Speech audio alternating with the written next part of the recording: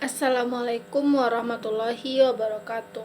Perkenalkan, nama saya Nurul Anissa, NIM 1823382, Program Studi Manajemen Pajak.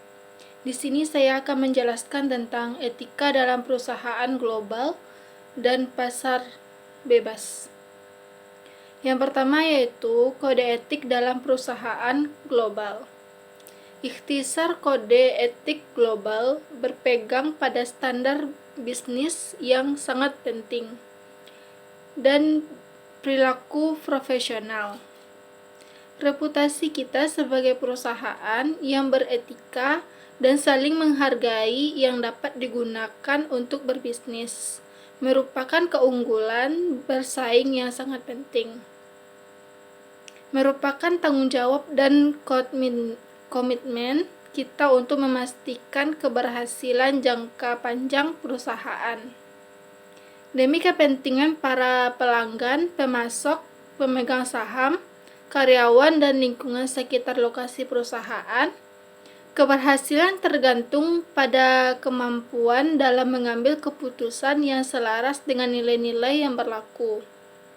Kode etik global digunakan sebagai alat untuk membantu membuat keputusan yang tepat dan menyelesaikan masalah yang sedang dihadapi oleh suatu perusahaan. Yang kedua yaitu prinsip etika dalam pasar bebas. Pasar bebas adalah suatu pasar di mana harga barang-barang dan jasa disusun secara lengkap oleh ketidak saling memaksa yang disetujui oleh para penjual dan pembeli, yang ditetapkan pada umumnya oleh hukum penawaran dan permintaan dengan tanpa campur tangan pemerintah dalam regulasi harga penawaran dan permintaan. Keuntungan moral pasar bebas.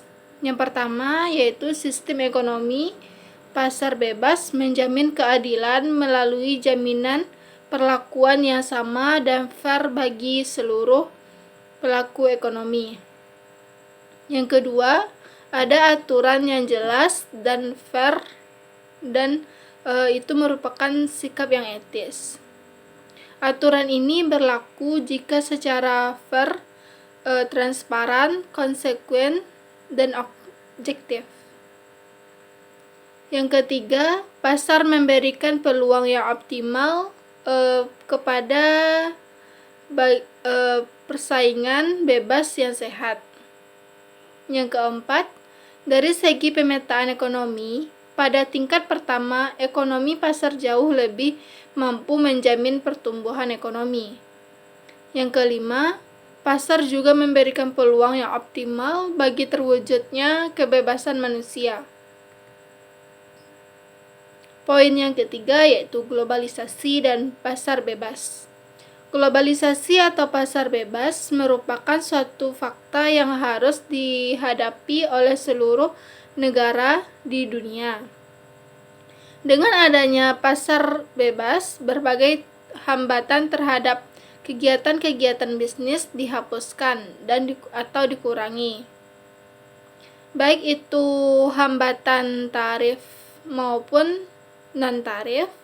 Hambatan tarif yang dimaksud seperti pajak bea cukai, pajak barang mewah, pajak ekspor impor, dan sebagainya. Sedangkan hambatan non-tarif seperti syarat-syarat yang dibutuhkan dalam ekspor dan impor barang, serta kebijakan-kebijakan yang dimiliki suatu negara. Poin yang keempat, peran pemerintah dalam pasar bebas. Yang pertama yaitu efektif, karena terjadinya pelanggaran atas hak dan kepentingan pihak tertentu, pemerintah akan bertindak efektif dan konsekuen untuk membela pihak yang melanggar dan menegakkan keadilan.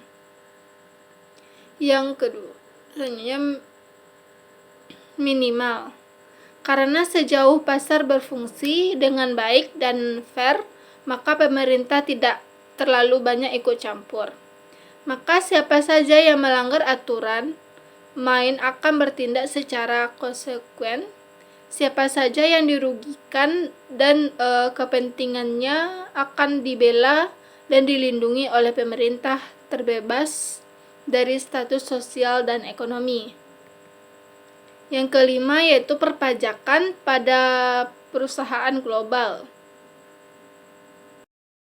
Intensifikasi pajak dari perusahaan penanaman modal asing menjadi salah satu fokus Direktorat Jenderal Pajak tahun ini.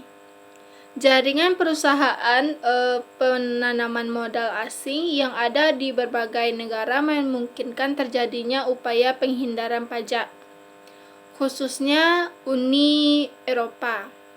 Penghindaran pajak diperkirakan merugikan keuangan anggota Uni Eropa sekitar 1 triliun euro atau sebesar 12 triliun di tahun 2012. Yang keenam, contoh kasus.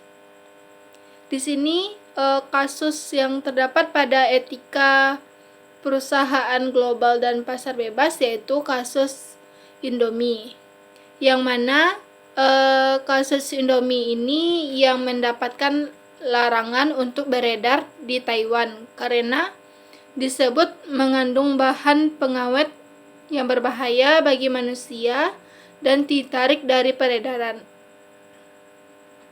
Zat yang terkandung dalam Indomie adalah asam benzoat. Zat tersebut biasanya hanya boleh digunakan untuk membuat kosmetik, dan pihak Taiwan telah memutuskan untuk menarik semua jenis produk Indomie dari peredaran.